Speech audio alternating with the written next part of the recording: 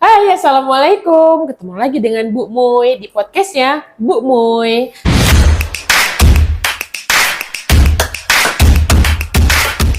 Nah, hari ini Bu Moy kedatangan rekan kerja, kedatangan teman juga, teman sesama dosen. Nah, kalau lihat TikToknya juga ada tuh, di TikTok terkenal, dosen online. Pasti tahu ya. Nah, ini dia Pak J. Prayoga. Pak Yoga biasa disapa, dan Halo. kalau di TikTok sih sering tuarawiri itu ya, FYP, dosen online. Oke. Hari ini kita bahas tentang metode penelitian. Nah, pasti teman-teman online atau adik-adik mahasiswa nih penasaran tuh ya tentang metode penelitian. Ada dua metode penelitian, yaitu metode penelitian kualitatif dan kuantitatif. Nah, hari ini kita sharing-sharing nih sama Pak Yoga tentang metode penelitian. Boleh ya Pak Yoga? Boleh. Oke, terima kasih Pak Yoga udah datang ke Bu Moy. Alhamdulillah. Nah, ini orang-orang ini juga nih yang undang juga Pak Yoga, dihubungin sama adminnya. Oke, Pak Yoga ini pasti banyak nih. Sebelumnya di medsosnya Pak Yoga di TikTok tuh ya, kan dibahas tentang skripsi mahasiswa. Nah, boleh dong kita sharing terkait dengan metode-metode penelitian yang juga anak-anak didik Pak Yoga juga sering pakai itu, misalnya apakah metode penelitian kuantitatif ataupun kualitatif misalnya kan. Nah, boleh ya Pak Yoga sharing? Boleh. Kita, sebelumnya terima kasih dulu ya sudah diundang di podcastnya Bu Moy ya, podcast Bu Moy. Beliau juga teman sejawat saya, teman rekan kerja sesama dosen. Kebetulan Bu Moy-nya di Prodi Ilmu Komunikasi, saya di Sistem Informasi di universitas yang sama. Oke, jadi yang kita bahas kali ini adalah mengenai metode penelitian ya. Metode penelitian yang Bu Moy sampaikan, metode penelitian itu kan ada dua, kualitatif sama kualitatif dan kuantitatif. Nah, untuk di fakultas saya sendiri, itu di Fakultas Teknik dan Ilmu Komputer, sebenarnya kami jarang sekali kami menggunakan metode yang namanya kualitatif maupun kuantitatif.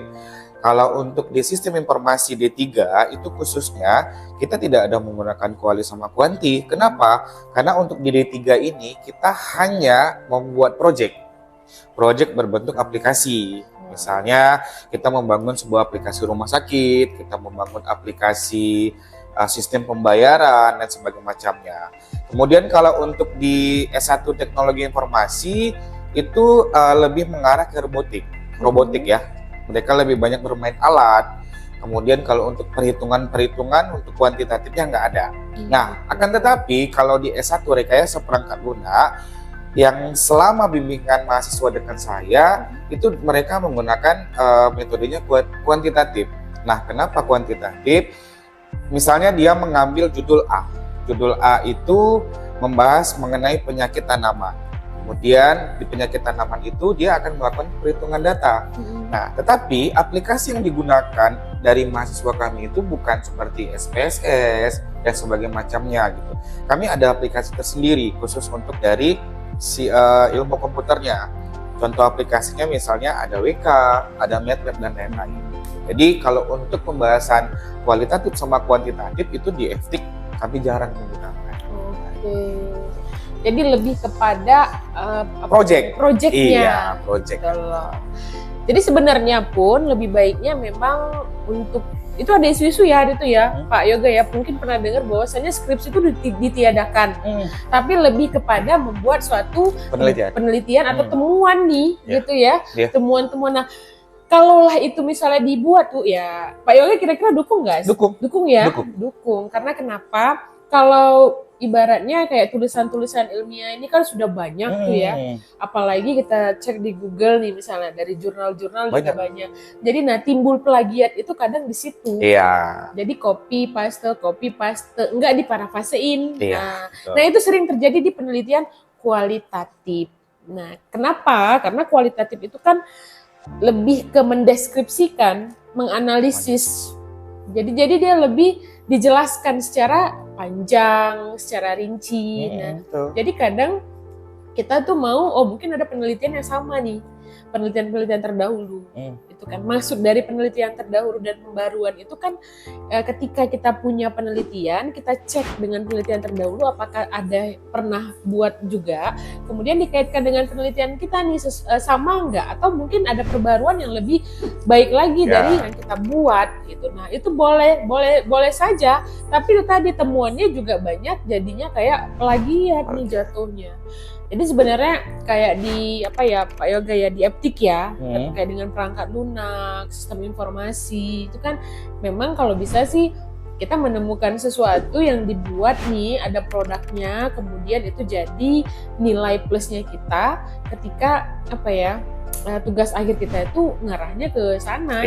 Jadi nggak hanya sebuah tulisan. Itu dia. Saya tadi juga sepakat sama Bu ya. Sekarang ini mahasiswa kan boleh memilih. Ada beberapa perguruan tinggi sudah menerapkan mereka mau mengerjakan skripsi, tugas akhir atau penelitian. Ada beberapa universitas seperti itu. Nah, semoga mungkin di kampus kita lah khususnya ya, itu bisa diterapkan. Karena kalau dikaji-kaji, mereka skripsi, mereka mungkin memilih jurnal, halnya sama. Mereka nggak sama-sama penelitian, kan gitu kan. Nah, kayak kami di Eptik, ya kami menghasilkan produk yang nanti bisa diimplementasikan ke masyarakat.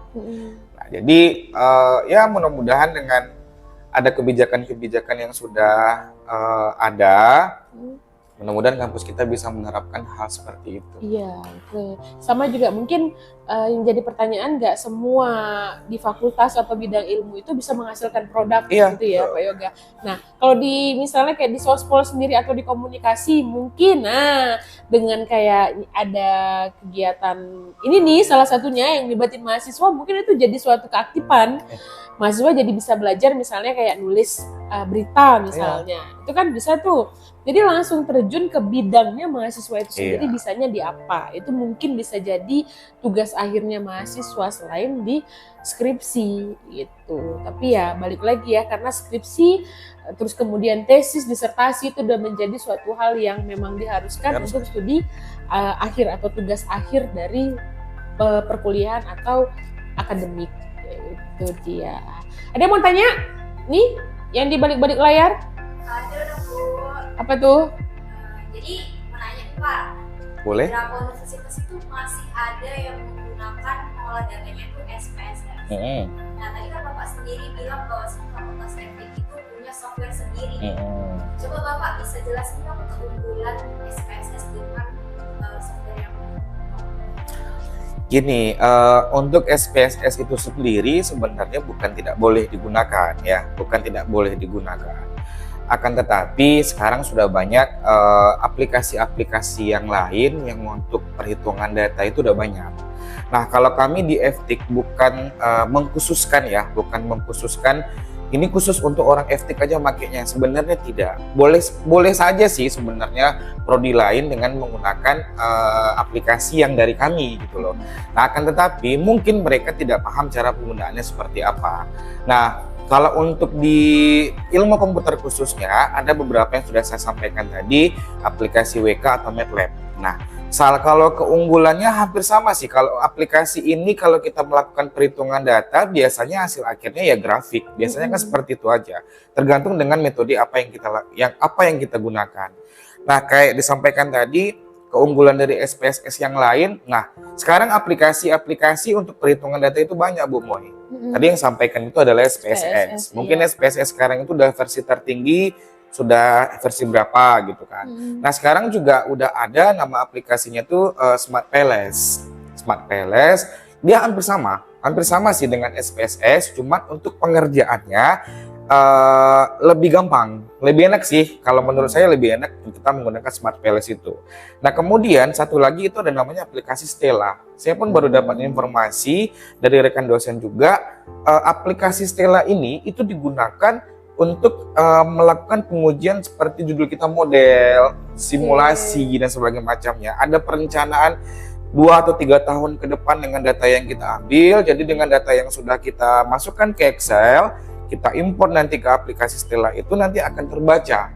Oh, mungkin dengan target yang A 5 tahun ke depan hasilnya ini gitu gitu loh. Iya. Jadi sebenarnya kalau untuk aplikasi perhitungan data, saya tekankan di sini bukan melarang menggunakan aplikasi SPSS, tapi kan sudah banyak nih aplikasi-aplikasi yang lain yang mungkin supportnya lebih bagus. Contoh hal seperti ini, kita di laptop kita masing-masing atau di komputer kita masing-masing, dulunya antivirus kita pasti Smadaf, ya kan? Pasti Smadaf. Dengan seiringnya waktu berjalan, itu kan antivirus yang update kan udah banyak. Apalagi sekarang antivirus yang memang ada juga, kalau Bu Muya sama rekan-rekan tahu, ketika kita shutdown nanti komputer kita sama laptop, itu data yang di-download itu hilang semua, Bu Muya. Iya.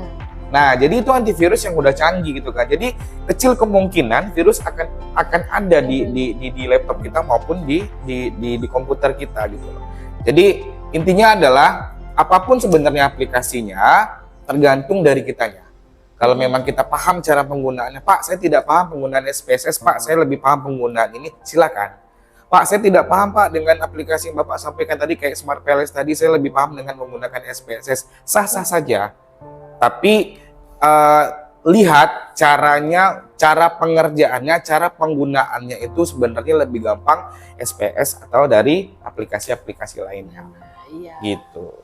Jadi tergantung juga dari kemampuan kitanya, jangan dipaksa juga. Walaupun mungkin dosennya bilang nih kan, tuh banyak tuh ya, atau pembimbing yang mungkin bervariasi karakternya. Iya. Tinggal disesuaikan kemampuan kitanya bagaimana. Iya, kadang ada juga sih beberapa dosen pembimbing ya, saya kan dosen juga. Tapi kalau seandainya, misal kayak Bu Muya nih, kamu nggak boleh menggunakan aplikasi SPSS misalnya gitu, harus menggunakan aplikasi A, B, C dan sebagainya macamnya.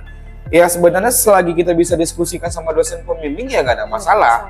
Ya tidak tutup kemungkinan kita mengakui, Bu, Pak, kami tidak bisa menggunakan aplikasi itu, tidak paham. Maka kami bisa diizinkan menggunakan aplikasi ini kan gitu.